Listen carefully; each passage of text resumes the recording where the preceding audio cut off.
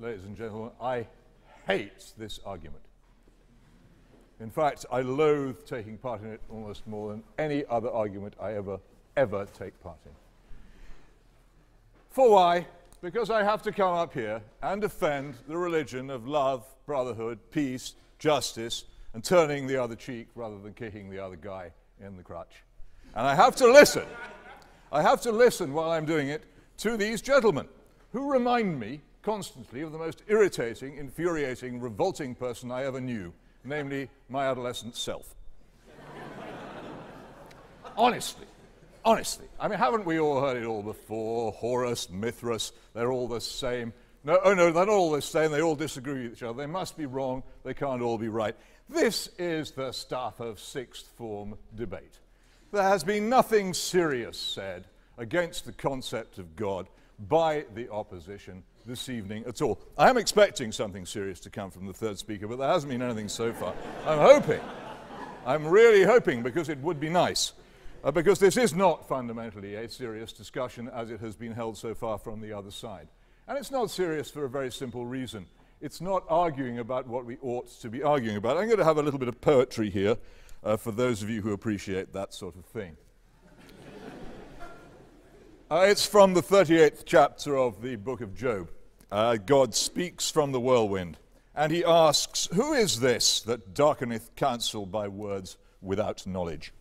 Gird up now thy loins like a man, for I will demand of thee, and answer thou me. Where wast thou when I laid the foundations of the earth? Declare, if thou hast understanding. Who hath laid the measures thereof, if thou knowest? Or who hath stretched the line upon it? Whereupon are the foundations thereof fastened? Or who laid the cornerstone thereof?" The answer, ladies and gentlemen, from the opposition is they haven't a clue. Nor has anybody in this room. We haven't the faintest idea. Nothing that any of us could say here tonight could convince anybody that they knew that God existed. What we are discussing here is a matter of opinion. And a matter of opinion, Mr. President, is a matter of choice. And the real question before us is why we choose what we choose. And this is the most fascinating part of the argument, addressed that I and my fellow atheists so much want there not to be a God. Why is it, ladies and gentlemen, they so much want there not to be a God? Why would you want there not to be a God? Why would you want to live in a purposeless chaos in which none of your actions had any significance, in which there was no hope of justice, in which the lives of all those whom you loved ended abruptly at death and had no further significance? Why would you want, desire, actively wish to live in a universe as disgusting as that? You'd have to have a very good reason. And I think these gentlemen do have a very good reason, and it's what they never ever wish to discuss. They don't want justice. They do want the dead to be dead. They do want the universe to be purposeless. They do not want their own individual actions to have any other significance than their immediate effect. You will have to discuss with them why they should be so keen on that proposition. But from our side of the argument, what we say is that if we desire justice for ourselves, we also desire it for other people. And likewise, if we desire it for other people, we require it for ourselves and we bring it upon ourselves. Helps us to discover, insofar as it is possible, what it is we ought to do and how it is we ought to live, in the belief that there is justice, that there is hope, that death is not the end, that our actions have a significance beyond what we immediately do. That really is what we are discussing. Do you want it, or do you not want it? If you don't want it, then you can simply turn with raillery and badinage and mock the beliefs of others.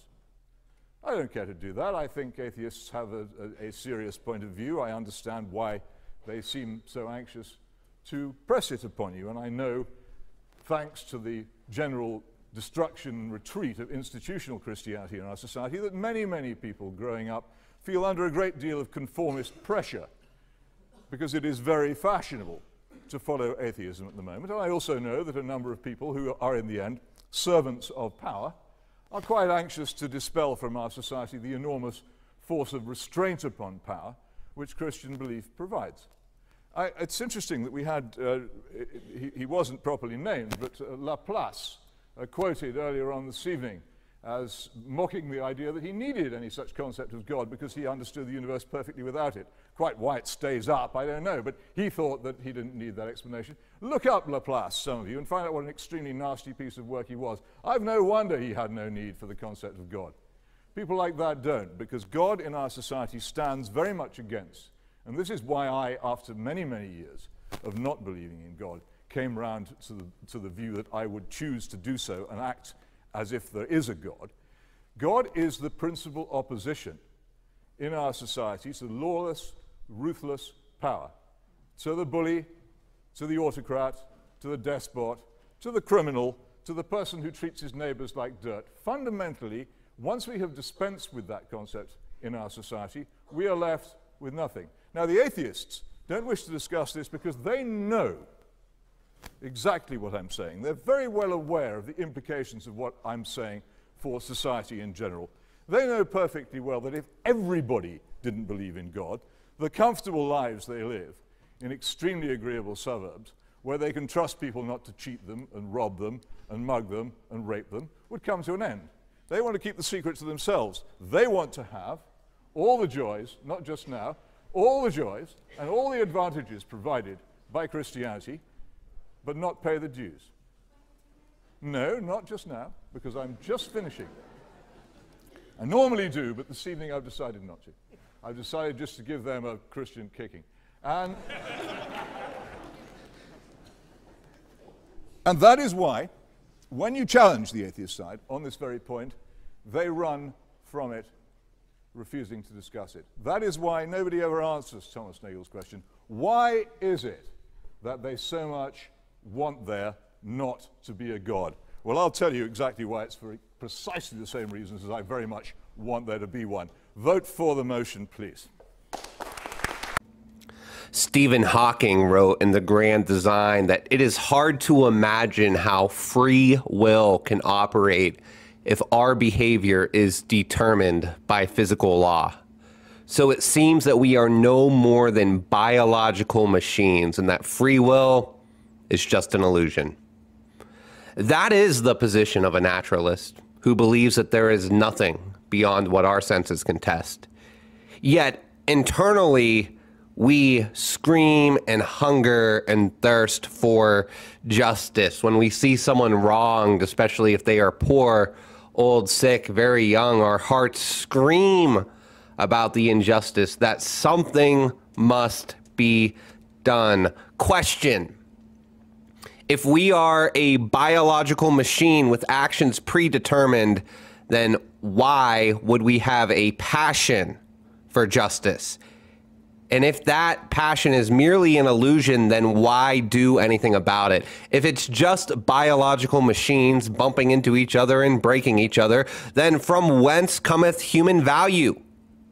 Of course, we see and understand human value at our core. Even the most diehard atheist believes in human worth and the value of human life, even if it's just for the humans who agree with them.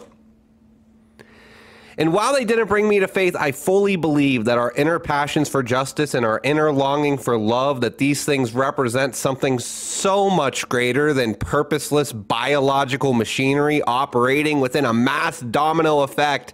Instead, they represent the very image of God. Imago Dei. Christ is King. Every knee will bow. Absolutely.